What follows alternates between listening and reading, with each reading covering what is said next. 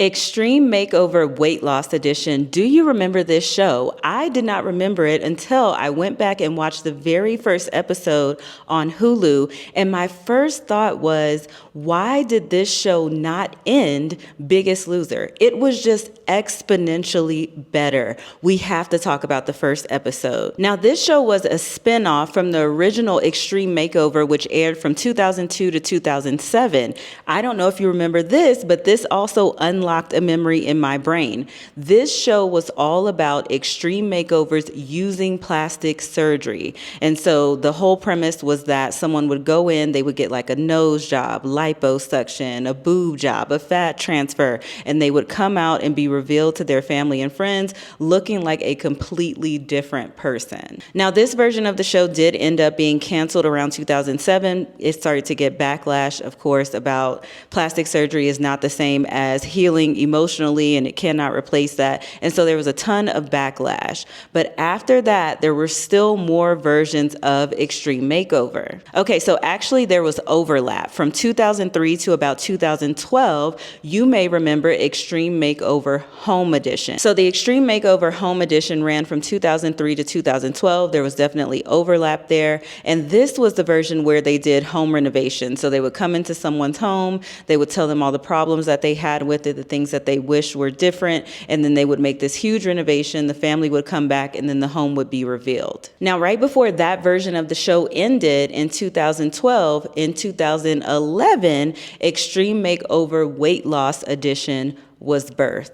Within the first 30 seconds of watching this show, I immediately thought about Biggest Loser. So I had to go back and see, okay, when did Biggest Loser run? What was the overlap? Biggest Loser started way before this show in 2004, and then it ran until 2016. Remember, we did the Biggest Loser series if you want to go back and check that out. But then they had that one season that came around 2020, and it just kind of came and went. So this show started to run in 2011 after Biggest Loser had already been out there. So starting with the premise of the show, each contestant has 1 year. Listen, I was already bought in at that. Each contestant has 1 year to make a full transformation. So the way that the episodes work is that there's several seasons, and each contestant has their own episode for the season. So you go through that person's journey from start to finish. Now, the transformations were dramatic, just like something that you may see on Biggest Loser, people losing 150 pounds, over 200 pounds. But the difference was that there was such a heavy focus on actually building a good relationship with food. There was a heavy focus on personal growth. So it was not just about the exercise. And I know somebody's going to say, well, Biggest Loser did have those things. And it did try, I would say. It did definitely, the show definitely tried to have those different elements, especially as I think they started to get feedback in the later years about how some of the things weren't realistic, and it's not realistic to put someone in this type of environment. So they started to kind of change things and have different focuses. But just again, from viewing the first episode of this show, I can already feel the difference in the vibe. And then to know that this show came out in 2011 after Biggest Loser had already been on since 2004, and we know that 5 years after this show came out, Biggest Loser ended, it makes me feel like it maybe kind of put a little bit of, I don't know, maybe like a disdain in the audience's mind about,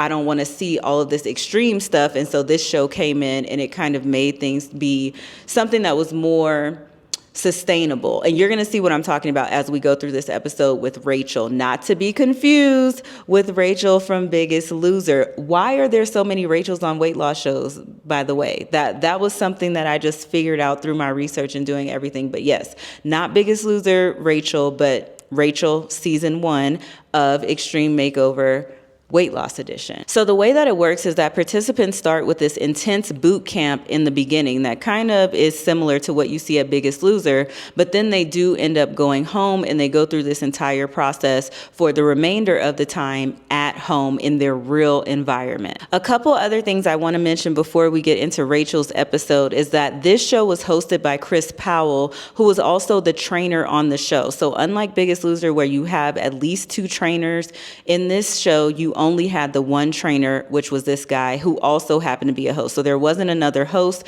There was mentions that in later seasons, Heidi Powell also was a host, and I'm assuming that that was his wife. So no other external host other than just the coach himself. And that coach is the same coach that works with every single client. So every episode has a different person, but it's always going to be the same coach. So episode 1 follows Rachel. And I think the most interesting thing about Rachel is that she is actually a PE teacher. She's 21 years old and she teaches PE to younger first graders. And she is over 200 pounds, 220 pounds overweight.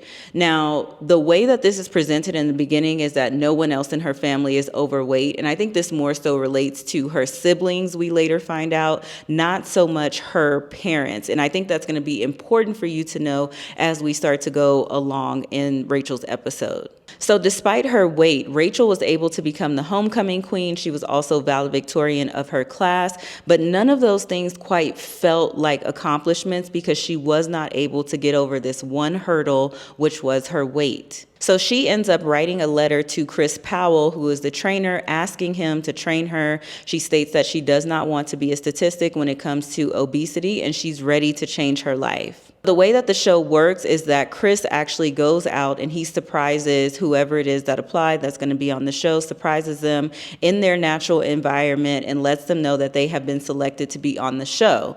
Now, as soon as they know that they're selected, 24 hours later, they are then flying off to wherever they're going to go into this intense boot camp. So when they get to the boot camp, the first thing that they have to do is have the contestant weigh in and get their starting weight. Now, Rachel is very overweight, and so it's already determined that she's not going to be able to weigh in on a regular scale. So in a very dramatic fashion, of course, for TV, they have her go and get on this freight scale, and she weighs in at 369 pounds. Now, the very next stop they make is to the wellness kitchen, and this is where I was like, wait, what? What's happening? There's a nutritionist. She's cooking. They are actively cooking a meal. And this is where I was just like, yes, exactly. This is exactly what you need. You need someone to be able to show you that, yes, you can make healthier versions of the meals that you're accustomed to eating. So the meal that they were remaking was like a meal that was 1,000 calories. The nutritionist shows her how to rework the meal so that it's going to be 350 calories. And she talks to her about volume eating, which I absolutely loved. I had to check the date. I'm like, 2011, we were having conversations like this, things like this were happening. I had no idea. And so she talks to her about volume eating, about how she can incorporate more vegetables in her food so that things can be more filling, so that her meals can be larger, so she can feel more satiated. And I was just like, yes, absolutely this. Now, the next thing that this nutritionist said, which her name was Pauline Lambert, I believe was her name.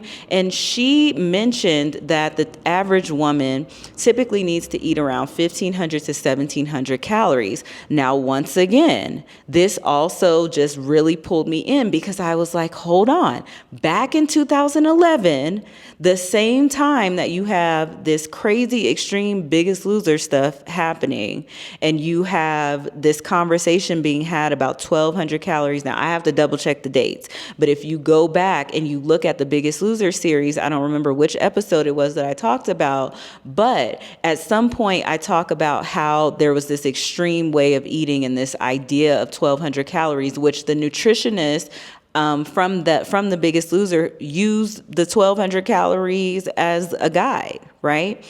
Now we're thinking about this other show where she's saying 1,500 to 1,700 calories for the average woman. I think this is a much safer number to be like putting out there on broadcast. There are special situations where people may need to eat really restricted calories, or you have women who may be very short, and then in that case they may have to have lower calories. But I already like the fact that the nutritionist was putting out such a solid number in terms of calories, something that's not going to make people crazy. And then to put it into perspective, the nutritionist also mentions that Rachel, or people who are morbidly obese, may be eating around 3,500 to 6,500 calories. And again, I think it was great that she pointed that out and really put that into perspective, especially way back in 2011, where we had a lot less information on these types of things. And the information that we did have was dangerous. So after they're done at the wellness kitchen, they go to the gym, and this is where they're going to have their very first workout.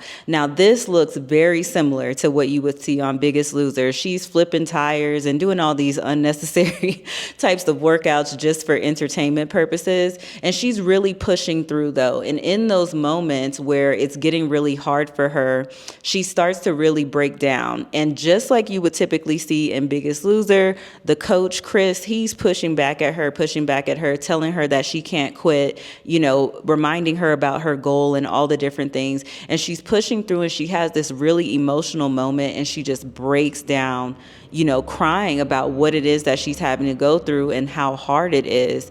And at that moment, Chris starts to tear up, and he starts to break down, and he gives her a hug, and they have this moment in this embrace. And I felt like that was the real, trainer or even coaching experience. That is what I have experienced many times working with clients. This is an emotional process. It's hard. And sometimes even as a coach or a trainer, you get emotional in those moments when you're seeing your client emotional because, for me, especially, I'm thinking back to my own journey of losing 100 pounds and how hard that was and how tough it was emotionally. And just having that relatability and that empathy for that person can just create that emotion in yourself. But then also from a coaching perspective, when you're further removed from that, or maybe there are coaches who haven't had to go through that themselves, I think what the emotion comes from is seeing the client be in distress in that way and knowing that it's hard and knowing that you've been hard on them, but you have to be hard on them because you know what's at stake, and you've learned that client, you know what they need, you know what it is to get them to really push. And so I really related to that relationship dynamic that they were having in that moment. And again, this felt different for me than what we typically see when we're thinking about shows like Biggest Loser, for example. We're not always seeing those emotional connections in that way, and you would have to really go back and watch that part to see. Maybe it was just fantastic editing, but it really seemed like such a genuine moment that was really built up to this height, to this point where there's like this breakthrough, and also where there's this connection between client and trainer, this trust that's built, and it's built very early on in the boot camp. And they have an entire year to go. So again, I really like that part because we're talking about somebody's weight loss journey. We're talking about something that's very, very personal. And there has to be this relationship with the client where they actually trust the trainer.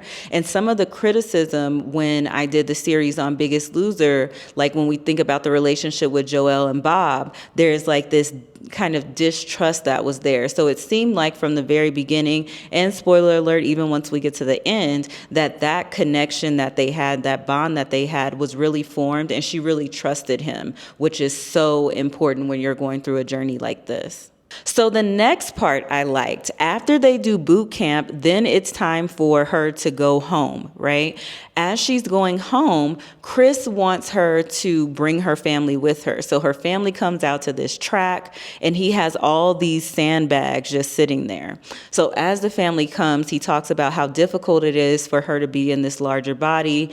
She's almost 400 pounds at this point. And so he tells them that they're going to walk a mile in her shoes. Now, it wasn't a mile. It was a lap around the track, but they put on all these sandbags, all this weight to match her weight and then walk around. I thought that was such a fantastic idea. And I thought this was such an important step to have. I cannot tell you how many times I've especially had to get on calls where I'm like, well, let's talk to your husband. What does your home environment look like? Because if you don't have the support there, it's going to be very, very difficult to be able to get through a weight loss journey when you have a large amount of weight to lose. And with them knowing that this is going to be at least a year-long process, I love that he thought about, or the show's producers or whoever thought about bringing the family in and really getting that buy-in from the family too. Now, when she does get back home, she walks into a huge surprise because they have put a home gym in her house. They have completely changed everything in the fridge. They have all this fresh food in the fridge, and she is like absolutely loving it. Now, what shocked me, because I did not expect this to happen, tell me why Chris was coming too. I was like, wait, what do you mean? He was like, yeah, I'm moving in for 3 months. I was like, wait, what? We had shows like this? I must have totally missed this. So he's moving in for 3 months. It's not like he sent her home and then it was just like on her way. No, he went home with her for the first 3 months to actually live with her, to wake her up, to actually do her workouts. So this was like a very hands-on type of process. Oh, and then I also had a little note here about the fact that the home makeover edition was happening around that time. And so it makes sense that they would be like coming into the house and making these changes to the house as well. It really just went along with the extreme makeover brand. So the next thing I loved is that the transformation was set to happen in phases, and those phases were 90 days each. So that first phase would be done with him, and then the remaining phases would be done completely by herself. For her first phase, the first 90 days, Chris gave her a goal to lose 80 pounds. Now, I went back to look, of course, just to kind of remind myself of what things were looking like on Biggest Loser. Now, remember, Biggest Loser in the beginning, especially, they're losing 25 pounds sometimes in like a week, or 15 pounds or something just incredibly extreme. Now, this number may seem big, but remember, she's starting from 370 pounds, and this really works out to around 6 to 7 pounds a week that she was needing to lose. So totally doable, especially considering the size that she was starting at. Now, it's my understanding that there was not a monetary prize tied to this. And when I did the Biggest Loser series, that was something that a lot of you guys said in the comments, is like the monetary prize is what's making it so extreme. That's how we saw the weigh-in that happened with Rachel, not this Rachel, other Rachel. We saw that weigh-in happen, and we saw the response to that. And so to not have that monetary prize definitely takes that away. Instead of the monetary prize, if she were to meet her goal to get to the 80 pounds within the first 90 days, then she would get a trip to Greece. And I thought that that was just a genius idea, an experience instead of it being a monetary prize. And also something that you can get as you're going through the journey. So instead of her waiting until the very end to celebrate her accomplishments, she's able to celebrate along the way by meeting her goals every 90 days. Now, of course, I loved when he had the family come out, put on the, sandbags and really get the buy-in from them. But family started to be the issue. Surprise, surprise. I think that we all have been here. But family bringing in different types of food and things like that started to be kind of an issue with her in that first phase. So she gets to her first 90-day check-in. Remember, she had to lose 80 pounds in order to be able to win her trip to go to Greece.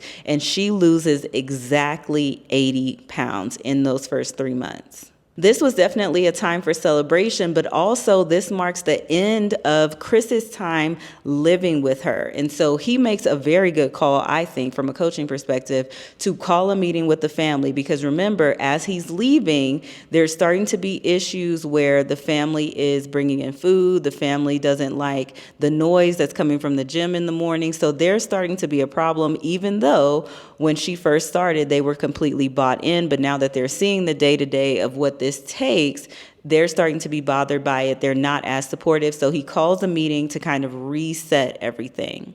Now, as he's talking, the mom is getting like very defensive about everything. And so he decides he's just going to go to the kitchen. He's like, you know what? I could show you better than I could tell you. I said, ooh. Not in her house, but he did. He did, okay? He went to the kitchen. He starts throwing out all the stuff out of the fridge. The mom was so tight about it, she had to leave. The next thing that they filmed was her backing up and driving out the driveway. She was like, she could not just see that food just keep going out. He was like, I'm doing this for her health. So anyway, he goes through the process of throwing all the food out and then he leaves. So now she has a goal for the next 3 months, which is to lose 55 pounds. This was also something that I was super excited about because I was like, yes, exactly. She's not going to be able to lose another 80. This was such a fantastic goal for her to have. So she lost the 80 pounds. Now she's going to lose 55 because, of course, she's smaller. She's not going to be dropping that weight the way that she was in the very beginning. So I think that this is a much more realistic goal than for her to try to match the 80 pounds. And there's a lesson there. If you're on a weight loss journey and you're like, well, I lost 10 pounds this time and then I lost. As you lose weight, you should expect that you're going to lose less and less because you weigh less and it takes your body less energy to do the things that it would take you to do when you were larger. So this is an important thing, again, especially 2011. I don't know how we let Biggest Loser live past 2011 when we had this show. So Chris leaves after the first 3 months and then she goes to Greece. Rachel is in Greece with her brother. She gets to go to Europe. She's having the time of her life. And then she has to come back and get into that second round of going for the 55-pound weight loss goal. Now, Rachel does end up with an injury at this time, which is important to note because her big thing for the 55-pound weight loss goal was going to be that she was going to climb a mountain with Chris. But she ends up getting this foot injury and they find out that it's actually tendonitis. It's a little bit of plantar fasciitis. So when she comes in to do the next round of weigh-ins, it's told that she's not going to do the mountain climb at all. Instead, she's going to bungee jump. And I'm like, wait, what? Because remember on Biggest Loser, is this just a thing in terms of like reality TV? Because on Biggest Loser, remember it was Tracy who got sent home. And Tracy was the one who got airlifted from the beach when go back and watch the previous if you haven't, okay? But she's the one who got airlifted, and then when they sent her home, they put her on the helicopter and sent her home. And I said, oh my God, what about her trauma? Like, what if she's traumatized from this? Like, what if she wasn't ready to get on a helicopter, you know? But anyways, they decide that she's going to do bungee jumping as well. And spoiler alert, they do like ask her about it actively on the show. Like, is she okay? Does she want to do it? And she's like all in to do it. So it's not like they forced her to do it, but it also was a surprise. Like, I'm the type of person who would do something like that, but I know there are people who may not want to be just, hey, you're going to be like jumping off of a cliff today by a cord. Some people may not want to do that. So she comes back after the 3 months. She lost 50 pounds and the goal was for her to lose 55 pounds. So she was definitely a little disappointed, of course, that she had missed it only by 5 pounds, but she was also really proud of herself, of course, and Chris was really proud of her too. And because she had still lost 50 pounds, she met the weight requirement to do the bungee jumping. And so this is when they tell her, hey, it's up to you whether or not you would still want to go ahead and do this. And she's all in. She's like, I'm going to do it, even though I'm afraid to do it. She goes bungee jumping. It's awesome. She's feeling great. And now it's time for the next 3-month stint. Now, this time the weight loss goal did not go down significantly. It's a range of 50 to 60 pounds, but this is specifically because her goal is to be able to qualify to have skin removal surgery as she's losing this weight. So she has to lose the 50 to 60 pounds to be able to get the surgery after the next 3 months. This is where we really start to see Rachel shift. Like, you start to see that thing, that kind of sparkle behind her eyes. She's just really into the workouts now. She even calls herself a beast. She's like, I'm a beast with the workouts. So she's feeling herself. She's confident. She's saying that she's working out 4 to 5 hours a day. Y'all know how I feel about that. You know, now Biggest Loser. What was it? Do you guys remember from the last series? Was it like 8 hours, or I don't know why I feel like it was like 11 or something crazy. crazy, but I think it was definitely around like 8 hours, because I remember saying something about working out like a full-time job. So 4 to 5 hours, I mean, that's better, right? It's better than what it was before. But this is also super important because she says that she's been committed to the workout. She's sticking to that. She's doing fine with that. But she admits that she is struggling with the food. So remember, Chris had come in and he had like replaced all this food for her. She also had a successful stint by herself. But now this time she's starting to give in to the things that she's coming home to. So again, the family is being a part of the problem. But you can't expect people to make a change when you're making a change, right? Like everybody's going to move at their own pace. So the family comes in and they're bringing these different things home. They're having Taco Tuesday. She can't have any of these things because she's on a very regimented diet at that point. And so this becomes a huge issue for her in terms of being able to stick to things, because she's saying that she's going out, she's working out 4 to 5 hours a day sometimes, and then she's coming home and she's just eating whatever is available. She's falling into that trap that so many people tend to fall into whenever they're losing weight, where you're exercising and then like the diet is, you start slacking on that, but then you're still losing weight. So then you start to think, oh, I can out exercise this if I can just work it off, right? Listen, she came in for that next weigh-in and she got on that scale, 3 pounds. She had only lost 3 pounds in 3 months, coming off of losing 80 pounds and then losing 50 pounds and then only 3. And she was, hear me, she was working out 4 to 5 hours a day. 4 to 5 hours a day. You're never going to outwork the diet. You're never going to outwork the diet. But that's the trap that she fell into. So, of course, she goes to the weigh-in. She's hugely disappointed in that, because this was the weigh-in that she was doing to be able to get the loose skin surgery. So she goes in to see the doctor anyway, even though she didn't hit the goal for him to like evaluate her and see if she could still be a candidate for the loose skin removal surgery. He says that she is. And so I guess she goes through to, to have not the weight loss surgery. She goes through to have the skin removal surgery. And then we get to the big reveal. So her next 3 months, what was her goal? Her next 3 months, it didn't say. Maybe it didn't say what her goal was. So she goes through the weight loss removal surgery. The point is, this is going to be the grand reveal. So she's coming out to the grand reveal. Everyone is there. Her family is there. Her mom is there. Her mom, the same one who pulled off in the driveway, ended up losing 50 pounds throughout the process herself. Now, if we go back to the beginning of the video, remember I said this is important because the way they had framed it when they were initially interviewing her was that she was the only one in her family who needed to lose weight. But respectfully, as soon as they cut to the family, I was like, no, I think we have maybe a couple other, weight issues going here. But I think she may have been just comparing herself more so to her siblings versus her parents. So anyway, her mom loses 50 pounds in the process. So even though she was mad about, what happened and the food being thrown out and all of that and her driving off, she still benefited from the process. And I thought that was super cool. So Rachel comes out for the reveal. She looks great. The setup looks just like what you would see on Biggest Loser. There's the big picture of her before on the stage, and then there's the scale that has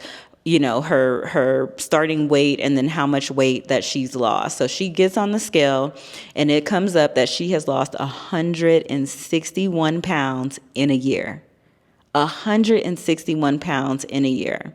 And of course, everyone is so excited and they're cheering and they're so happy for her. And I wanted to go and see, I'm like, okay, so how much weight did she end up losing in that last little part? And she really just kind of slowed down at the end, because that difference in the weigh-in, 161 pounds, that means that the last little bit, the last 6 months really, she lost about like 26 pounds or something like that. They do a very brief recap at the end where they talk, or not recap, but update, where they talk about what Rachel has going on and how she's doing. And it just says that she was so inspired by the process, by everything that had happened. Remember, she was also a PE teacher for first graders. So to me, me, it kind of makes sense that she ended up seeking out being a personal trainer herself. Now, as far as what's going on with her now, I do not know. And I've learned from the previous series with Biggest Loser that sometimes people just don't want to be found. And so I did look for her a little bit, but she wasn't super, super easy to find because, again, there are a lot of Rachels for whatever reason when it comes to these different weight loss shows and all of that. So I figured if she's not just out there, she may not want to be found, and that's cool too. But I really, really love the idea of the show. I want to know what you think. Do you think that this show was better than Biggest Loser? Do you think Biggest Loser was a better show? Do you think this show was toxic? Was it more toxic than Biggest Loser? I need to hear what your thoughts are in the comments. And should I continue watching episodes of this? And if not, what show should I recap next?